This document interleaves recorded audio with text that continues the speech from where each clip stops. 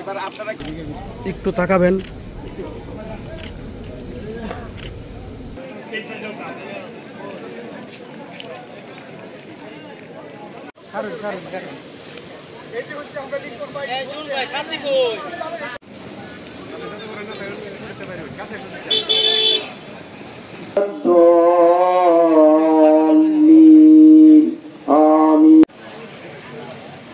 এই সামনে জানো সংগ্রামী নেতৃবৃন্দ,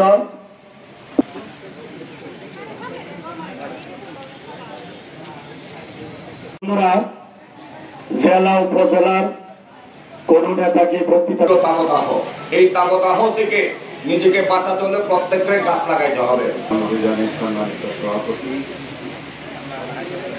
আমাদের